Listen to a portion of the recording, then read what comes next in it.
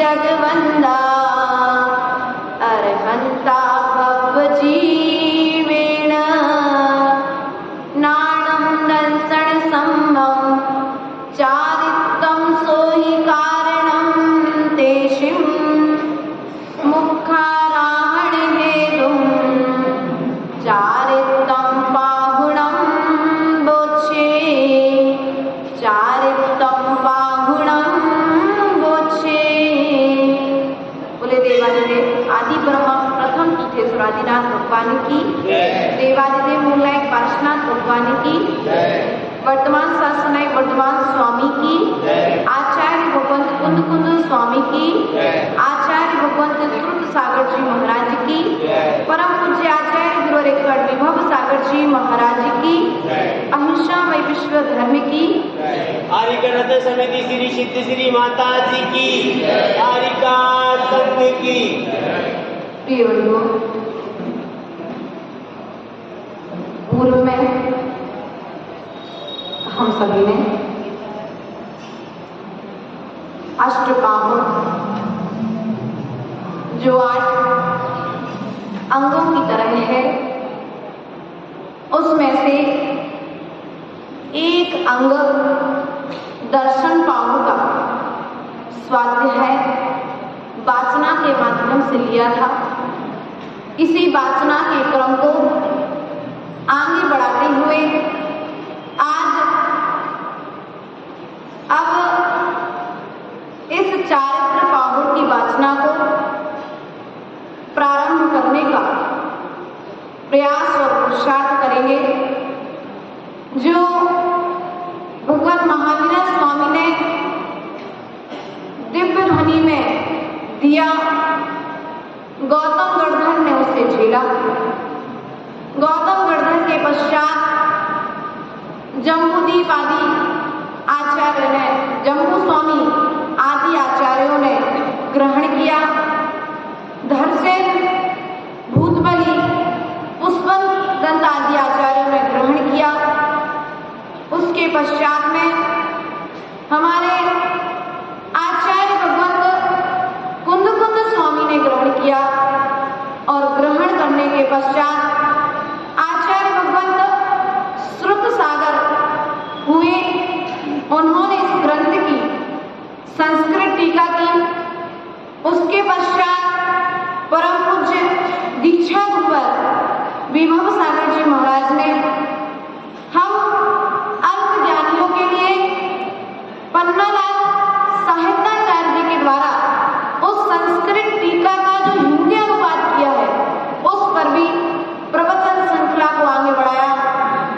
हम जैसे अज्ञानी जीवों को समझाने के लिए हिंदी टीका प्रदान की। इन सभी का पूर्व में स्मरण करते हुए, अपने जीवन को धन्य करते हुए, अपने इस मनुष्य पर्याय को कृतकृत्य करते हुए दर्शन के पश्चात चारित्र की ओर अभिमुख होने के लिए इस चारित्र बाहु को हम यहाँ पर मन शुद्धि, वचन शुद्धि, काय शुद्धि पूर्वक प्रारंभ करेंगे।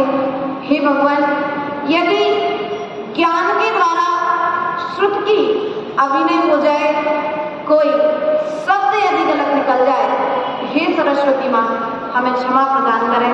इन्हीं भावनाओं के साथ आचार्य भगवत दर्शन बाहु ग्रंथ की प्रथम कारिका के माध्यम से आचार्य भगवत कहते हैं, सर्वदर्शी, जो सर्वज्ञ है। कौन है? सर्वज्ञ है, सर्वदर्शी है, निर्मोहा और निर्मोह है, वीर राय परमेष्टि, वीतरागी है और परम पद में स्थित है। ऐसे बंदित्व जगवंदा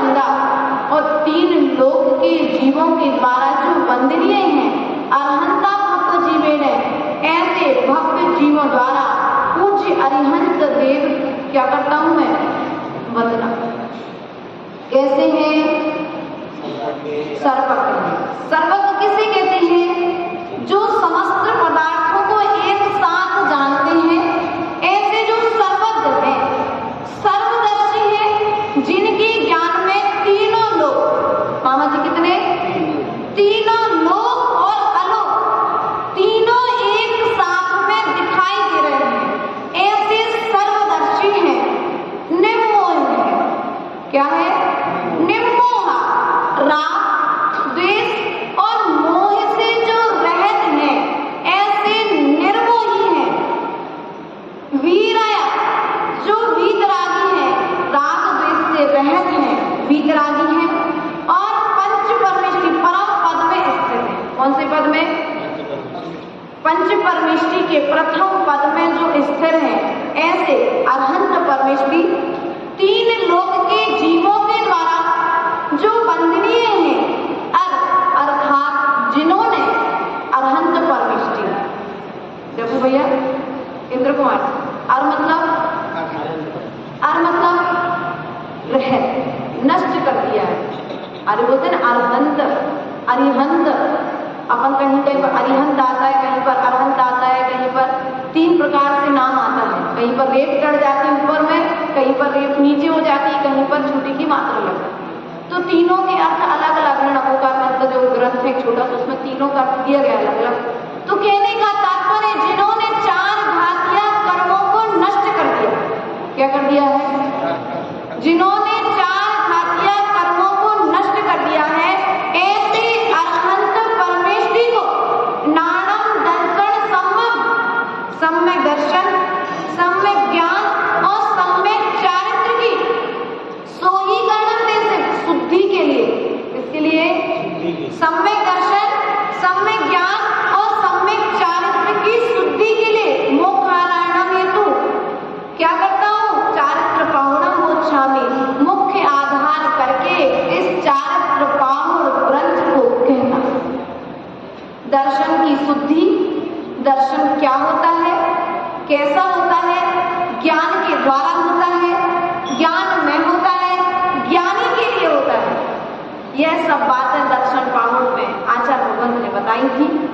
इसी क्रम को आगे बढ़ाते हुए आचार्य भगवंत अब यहाँ पर सम्यक चारित्र की चर्चा कर रहे हैं। किसकी चर्चा कर रहे हैं? अभी तक हमने चारित्र को जाना है कि नहीं जाना? हमने दर्शन को तो जान लिया, दर्शन के भेद और प्रभेदों को भी जान लिया, लेकिन चारित्र को जाना कि नहीं जाना? तो इसलिए हम अपने ज्ञान का परिमार्जन करने के लिए धर्म रूपी अमृत को यहाँ पर बैठ करके ग्रहण करेंगे। आचार्य भगवंत कहते हैं जहां पर पवित्रता होती है, क्या होती है? जहां पर पवित्रता होती है वहां पर निश्चित ही प्रसन्नता होती है, क्योंकि पवित्रता की कोख में आपकी मां की कोख से आपका जन्म हुआ है। लेकिन जहां पर पवित्रता होगी, उस पवित्रता की कोख से प्रसन्नता का जन्म होता है। भैया प्रसन्न हो, पहले देखो पवित्र कितने हो। प्रसन्नता वहीं पर रहेगी जहां पर पवित्रता रहेगी, और जहां पर पवित्रता नहीं है वहां पर प्रसन्नता नहीं रह सकती। ऐसा आचार्य भगवंत इस ग्रंथ के पूर्व में कह रहे हैं कि हम अपने चारित्र को शुद्ध करना चाहते हैं, और जहां पर चारित्र की शुद्धि होगी, चारित्र में निर्मोहता होगी, राग द्वेष से रहित होना होगा, कर्मों से रहित होने की तीव्र भावना होगी, वहां पर कर्म का बंध नहीं होगा, और जहां पर कर्म का बंध नहीं होगा वहां पर निश्चित ही पवित्रता होगी, और जहां पर पवित्रता होगी वहां पर निश्चित ही प्रसन्नता। आज प्रत्येक जीव प्रसन्नता चाहता है, पवित्रता चाहता है, पावनता चाहता है। तो आचार्य भगवंत कहते हैं, जब राजा श्रेणिक शुभचंद्र स्वामी ने श्रेणिक चरित्र में लिखा है कि श्रेणिक का मन पवित्र नहीं था। क्या नहीं था? श्रेणिक का मन पवित्र नहीं था,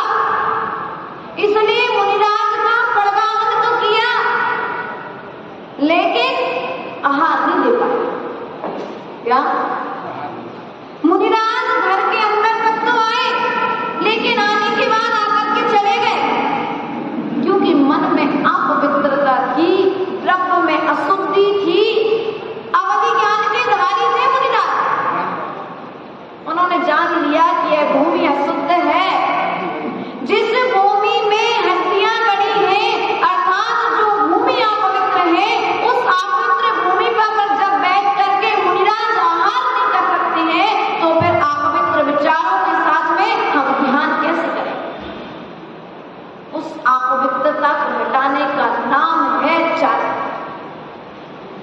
क्या है? उस अपवित्रता का नाम हटाने का नाम है चारित्र।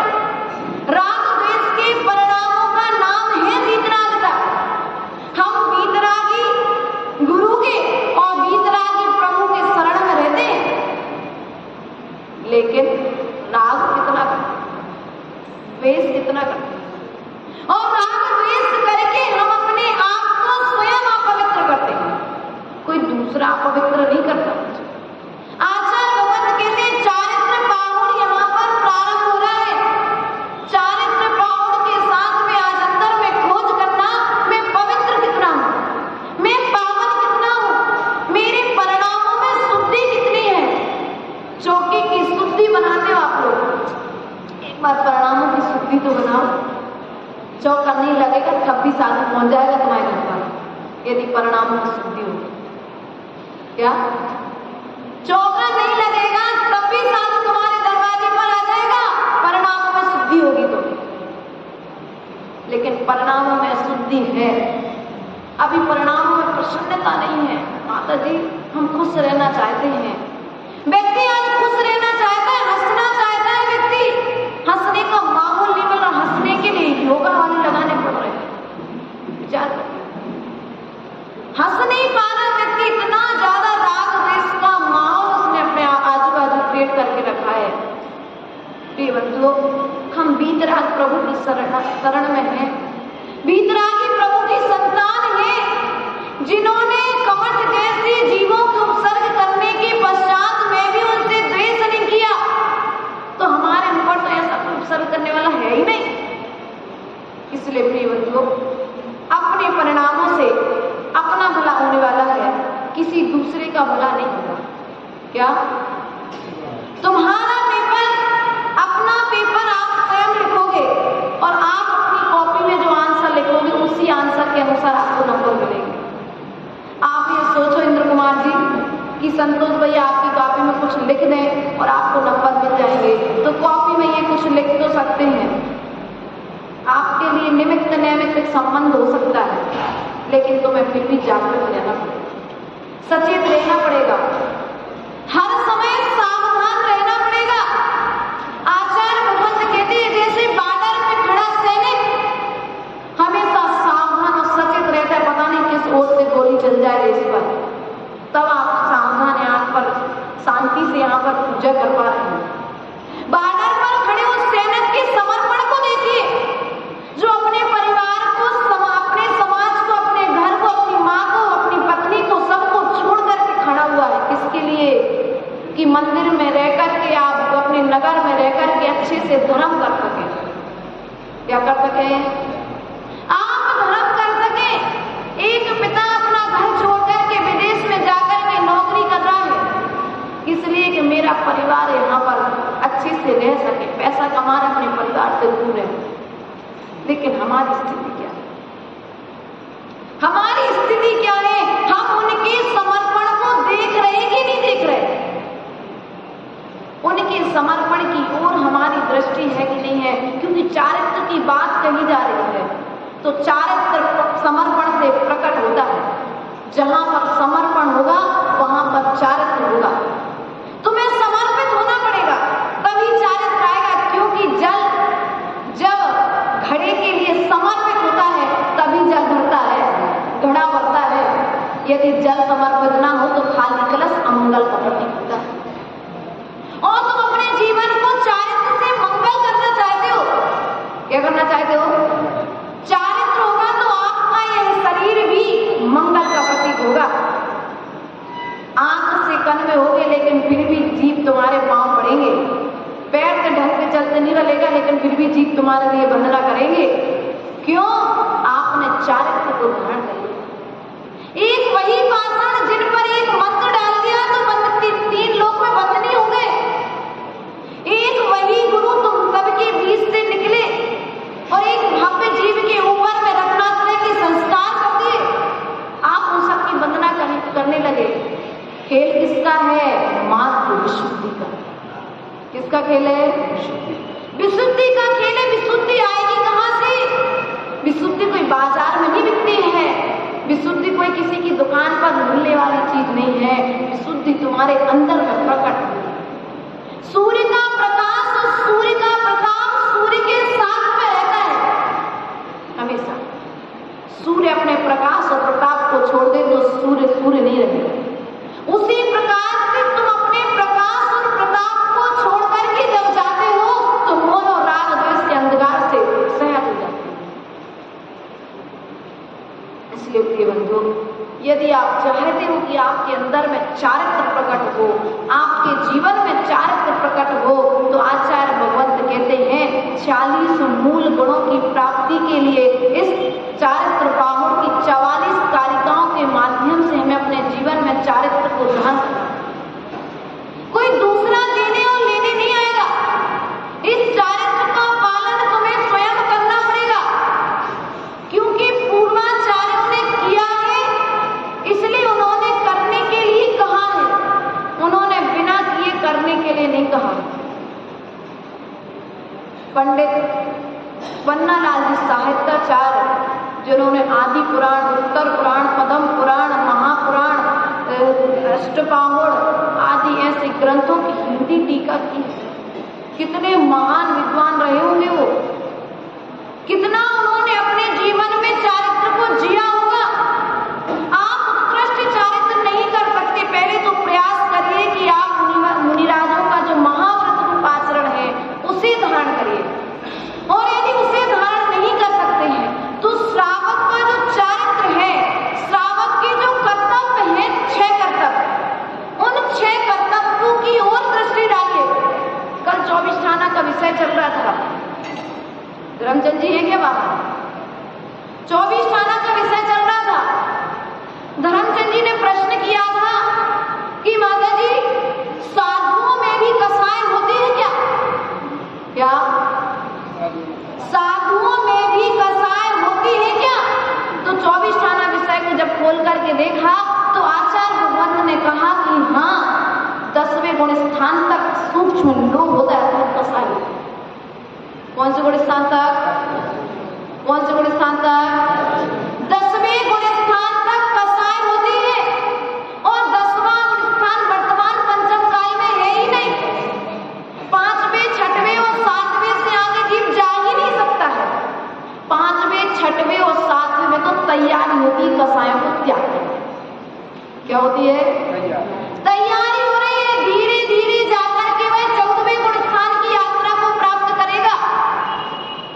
अब जो कम से कम तुमने और हम में इतना तो अंतर हो गया कि जिस चीज को आप पत्थर की रेखा के समान कर रहे थे, वह साधु पानी की रेखा के समान कर। किसके समान? श्रावक के पास अनंतानुबंधी कसाय है यदि मिथ्यात्व सहत है। कौन सी कसाय सहत है? चारित्र की बात आई, इसलिए मैंने चारित्र को चारित्र के बीच में डाल दिया।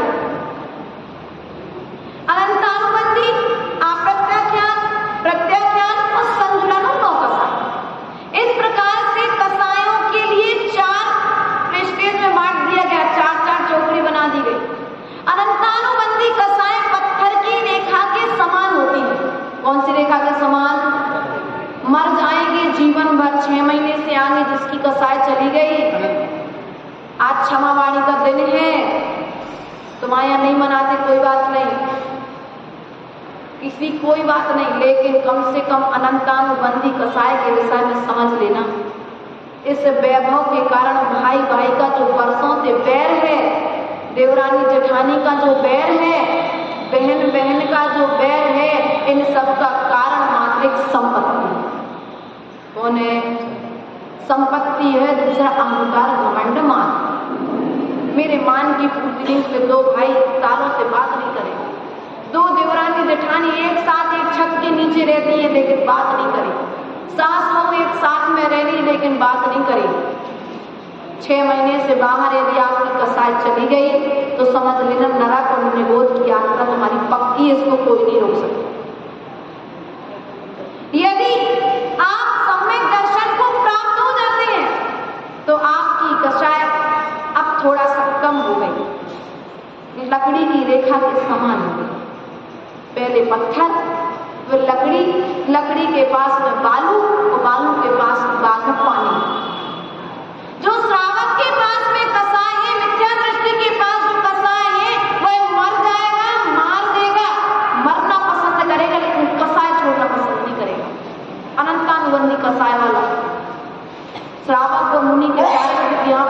हो रही है, चारित्र को प्रारंभ है। तो चारित्र जब खड़ा होगा तुम्हारे ऊपर में, जब नीचे से पहले तुम एक कसायों का कचरा निकाल दो। क्या कर दोगे? जब नीचे से, जब आपने घर मंदिर बनाया था भैया, मंदिर की नींव भर रहे थे तो पहले क्या किया था? 10 फुट तक नीचे जाकर के जमीन का संशोधन किया था। 20 फुट तक नीचे जाकर के जमीन का संशोधन किया था कि ये जमीन उचित है कि नहीं है, इसमें कहीं किसी भी तरह की कोई हड्डी तो नहीं है, किसी भी तरह की कोई अपवित्र वस्तु तो नहीं है। 20 फुट, 25 फुट, 50 फुट, जिनकी जैसे अपनी सामर्थ्य उतनी फुट नीचे जमीन पर जाकर के उसकी शुद्धि करी, उस गंदे कचड़े को बाहर निकाल करके फेंका और शुद्ध साफ स्वच्छ मसाला उसमें डाला। तब कहीं जाकर के जिनालय की बेदी बनी, जिनेन्द्र देव की प्रतिमा जी को विराजमान किया।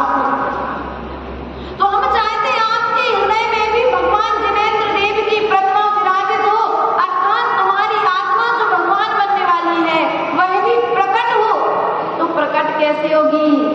पहले नंबर अनंतानुबंधी का कचरा निकालना पड़ेगा। क्या करना पड़ेगा? कम से कम 20 फुट नहीं तो 4 फुट तो नीचे चले जाओ और अपने गले से हृदय में 4 अंगुल एक दिन का, बस 4 अंगुल नीचे उतर जाए, हमारी बात तो कसाई छूट जाएगी। और गले से निकोले माता जी गले से नहीं उतरती, 4 अंगुल ही उतारना है, 4 अंगुल का खेल है। और नीचे गई सम्यक दर्शन प्राप्त हो जाएगा आपको। अनंतानुबंधी क्या हो जाएगी? अनंतानुबंधी जब छूटेगी तो अप्रत्यख्यान कसाई आएगी। सम्यक दृष्टि के पास में अप्रत्यख्यान कसाई होती है, अर्थात लकड़ी के समान होती है। लकड़ी पर बनाई गई रेखा किसी दूसरी चीज का सहयोग पाएगी, तत्काल वह नष्ट हो जाएगी, चली जाएगी। अब तुम्हारे पास में 2 महीने, 3 महीने, 2.5 महीने आपकी इस मर्यादा के भीतर में यदि किसी से बैर रहता है तो उसको अनंतम जो सम्यक दृष्टि हो उसको समाप्त कर लेंगे, इससे ज्यादा उसका बैर नहीं चलेगा। उसके पश्चात में आती है बालू पर खींची गई रेखा, जो होती है प्रतिमाधारी के पास में। किसके पास में होती है? 2 प्रतिमा से लेकर के 11 प्रतिमाधारी के पास में होती है। कौन सी कसाय? प्रत्यक्ष। कौन सी कसाय होती है? अर्थात रेत पर खींची गई रेखा के समान। रेत पर जो रेखा खींची जाएगी वो कितनी देर चलेगी? जब तक हवा नहीं आएगी। क्या नहीं आएगी? जब तक हवा का सहयोग नहीं मिलेगा तब तक वह रेत पर रेखा रहेगी, और जैसे ही तेज हवा चलेगी वह रेखा क्या हो जाएगी? समाप्त। उसी प्रकार से ऐसा नहीं कि कसाय नहीं आएगी जब कोई आपने प्रतिमा ले ली, तो कसाय आएगी हृदय में, मन में विचार आएगा, लेकिन 15 दिन से ज्यादा नहीं चलेगा। जैसे ही तुम्हें तत्व का ज्ञान मिलेगा, जिनवाणी को सुनाने वाला कोई लाल मिलेगा जिनवाणी का, तुम्हें अच्छा संबोधन मिलेगा, तुम्हारे मन में क्षमा का भाव होगा और तुम जाकर कल क्षमा कर लोगे। इससे ज्यादा तुम 15 दिन से ज्यादा कसाय कर नहीं सकते। ये देशव्रती की मर्यादा है। और अगर सामने वाले से क्षमा नहीं मांग पाओगे तो अंदर अंदर में तुम्हें गिलानी आएगी कि मैंने इतना बड़ा पाप कैसे कर दिया, मैंने इतनी बड़ी गलती कैसे कर दी, मैंने अपने व्रतों का घात स्वयं के परिणामों से कर लिया। प्रायश्चित करेगा, प्रतिक्रमण करेगा, गुरु चरणों में जाकर के अपनी आलोचना निंदा करेगा, प्रभु चरणों में आकर के रोएगा। गुरु का मार्गदर्शन जैसा मिलेगा उस हिसाब से फिर जाकर के क्षमा मांगेगा और अपना जीवन निर्वाह करेगा। क्योंकि जो देशव्रती बनेगा वही आगे जाकर के महाव्रती बनेगा। महाव्रती की रेखा कसाय पानी की रेखा के समान। किसके समान होती है? पानी की रेखा के समान। आप पानी पर रेखा खींचो, नदी में कभी रेखा खींची? नदी में कभी चित्र बनाया? गए कि नहीं गए नदी? भोपाल में तो बहुत झीलें भैया प्रसिद्ध है, भोपाल झीलों के नाम से, झीलों की नगरी है भोपाल, राजधानी है। कभी नदी के पास, पानी के पास बैठे? नहीं बैठे, कोई बात नहीं। आज घर जाना और एक थाली में पानी भरना और उस पर रेखा खींचना, एक बहुत सुंदर सा फूल बनाना, फिर देखना कि फूल कितनी देर तक टिका। जितनी देर वह पानी की रेखा का फूल, पानी की बनी हुई रेखा और वो फूल टिक जाए, उतने समय तक की कसाय मात्र साधु की होती है। कितने समय की कसाय?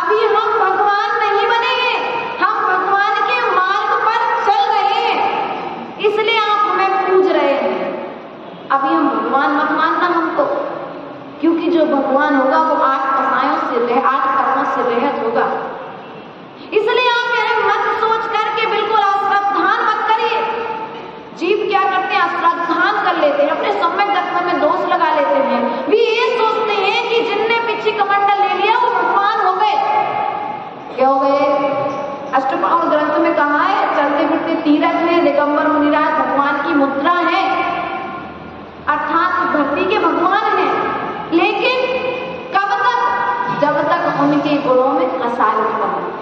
कसायों कचड़ा आएगा क्योंकि अभी गुणस्थान छठवां और सातवां है।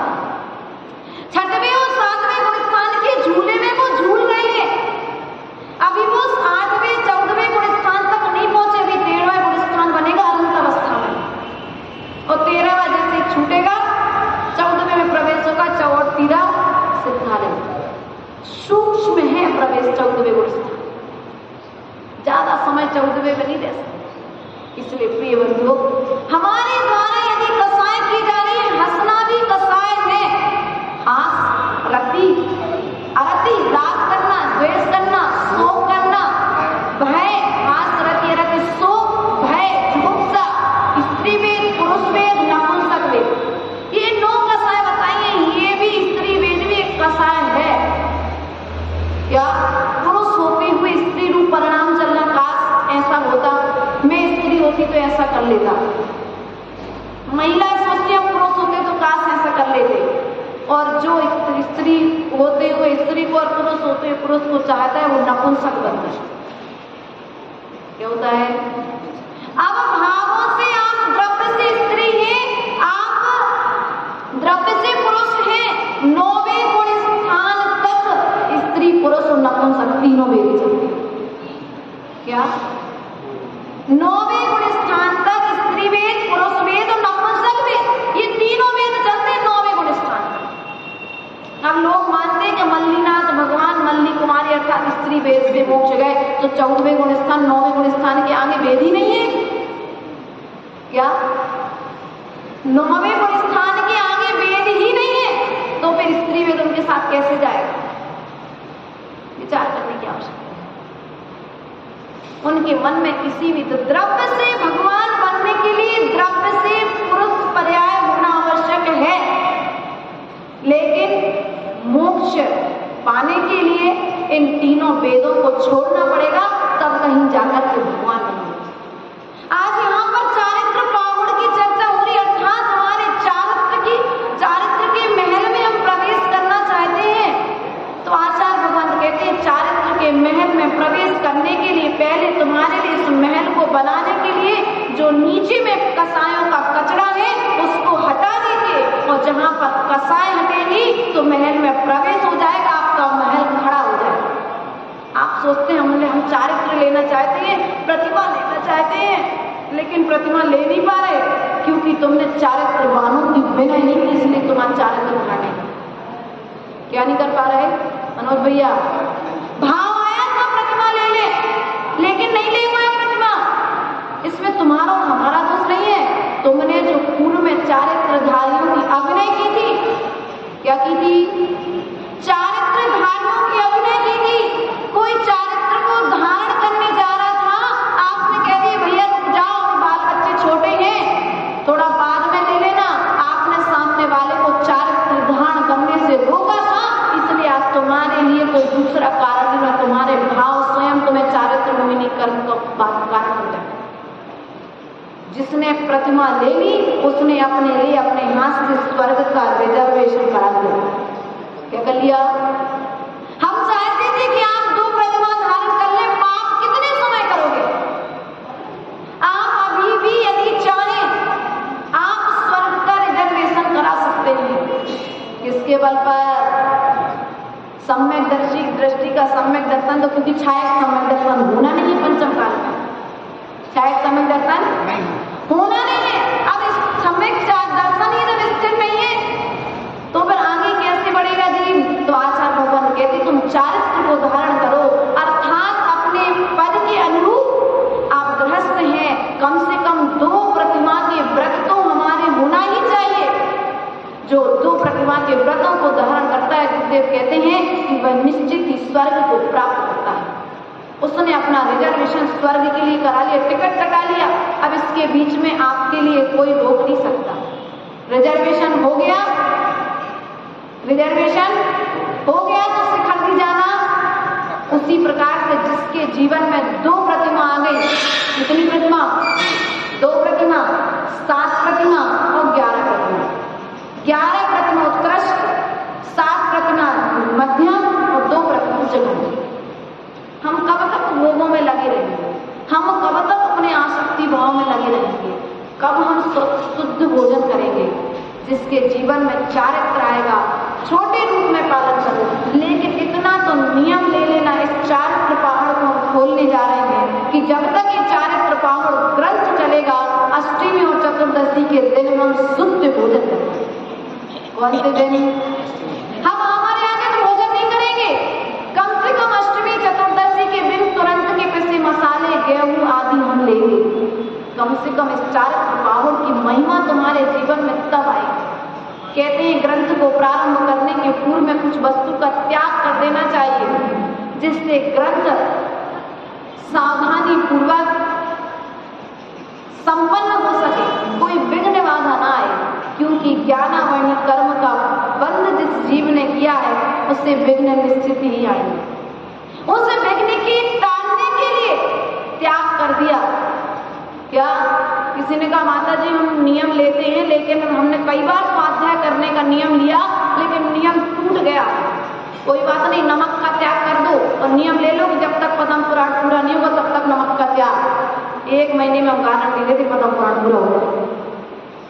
क्या नियम से तुम बंध गए ना, तुम चारित्र से बंध गए ना, तो चारित्रधारियों के आचरण को पढ़ने के लिए भी चारित्र का धारण करना पड़ेगा। इसलिए प्रिय बंधु, आज हमने इन 44 गाथाओं के माध्यम से प्रथम कारिका में अरहंत प्रभु को नमस्कार किया, दूसरी कारिका के माध्यम से दर्शन ज्ञान और चारित्र के लिए स्थिर करने के लिए, विशुद्धि को प्राप्त करने के लिए दर्शन ज्ञान और चारित्र को जाना।